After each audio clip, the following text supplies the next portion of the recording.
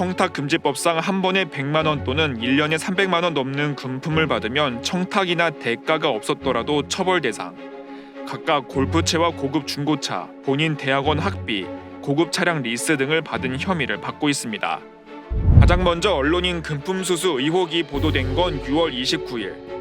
이후 연일 관련 보도가 수십 개씩 쏟아졌지만 TV조선과 조선일보에선 관련 보도를 찾을 수 없었습니다. 그러다 일주일여 지난 7월 7일 처음으로 이 문제를 언급했습니다.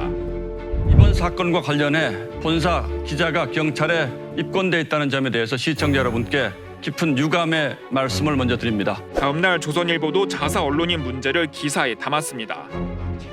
다만 박영수 특별검사도 혐의가 있다는 기사에 덧붙이는 방식이었습니다.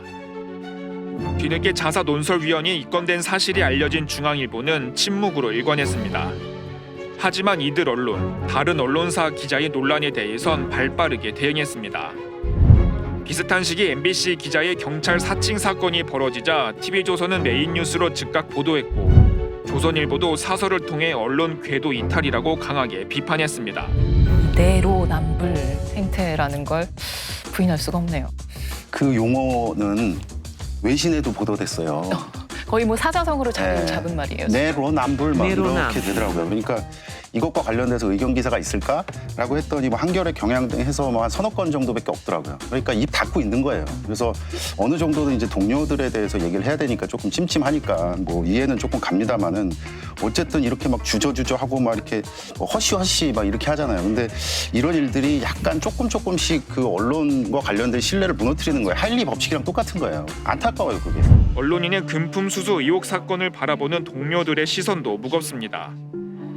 SNS에 반성을 촉구하는 글을 올린 한국일보 김희원 기자. 정말 이대로 그냥 넘어가는 거는 굉장히 부끄러운 일이라고 생각을 했고요. 그 언론사가 아무런 조치를 취하지 않으면 결국 그 구성원들한테 아 그래 돈 받아도 돼 뭐 그 별거 아니야 라는 메시지를 주는 거예요. 언론사 조직이 아무런 대책을 취하지 않는다면 그에 소속된 기자들이라도 그 목소리를 내서 우리가 스스로 뭔가를 해야 된다. 어떤 식으로든 목소리를 좀 내서 스스로 언론이 자정을 해야 된다. 이런 거를 좀 촉구하고 싶었던 거죠. 금품을 주고받은 당사자 중에 한 명의 폭로로 이게 수사가 진행되는 경우가 많더라고요. 외부 제보보다도요? 네, 이번 금품 수수 의혹의 경우에도 그 가짜 수산업자의 폭로로 시작이 된 그렇죠. 거였고 앞에서 제가 분석한 그 12건 중에 하나가 저희 KBS 사례였는데 그 KBS 직원의 경우에도 돈을 건넨 사람이 이 KBS 회사에 제보를 하면서 이 직원이 발각이 된 경우였거든요.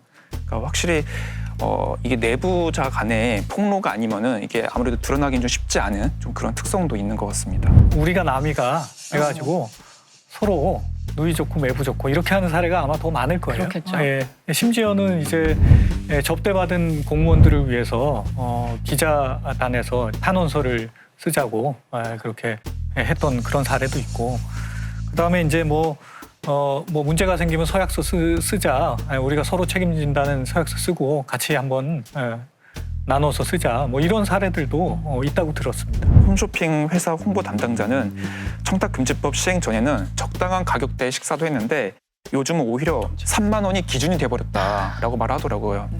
이게 무슨 말이냐면은 예전에는 점심 같은 경우에는 그냥 가볍게 먹는 경우도 많았거든요.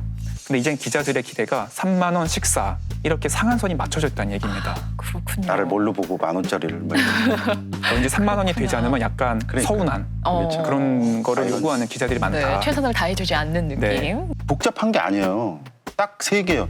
더치페이, 내 돈 내 밥, 내 돈 내 술.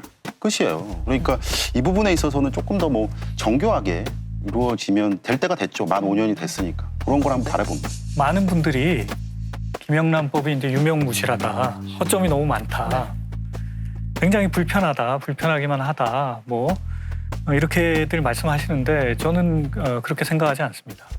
그냥 많은 법들 중에 일상생활에서 자주 언급하는 법들을 따져보면은 김영란법이 상당히 상위에 있을 거예요. 우리가 무슨 일을 할 때, 뭐 공적인 거래나 사적인 거래를 할 때 이거 김영란법에 걸리는 거 아니야? 농담이라도 얘기를 한다는 것은 우리 모두가 그 법을 인식하고 있다는 것이고 그 법의 내용에 대해서 최소한의 관심을 가지고 있다는 뜻이거든요.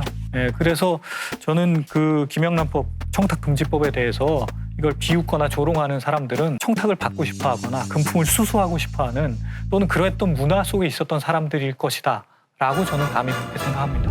네, 모든 일의 시작은 밥 한 끼다. 이게 비밀의 숲이라는 몇 년 전 드라마에 나왔던 대사였습니다.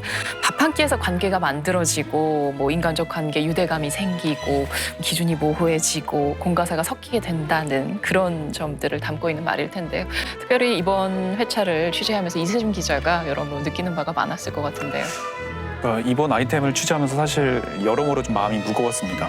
그러니까 청탁금지법을 둘러싼 언론인들의 다양한 사례를 보면서 뭐 부끄럽기도 하고 또 한편으로는 같은 기자로서 좀 반성을 하게 하는 측면도 있었는데요.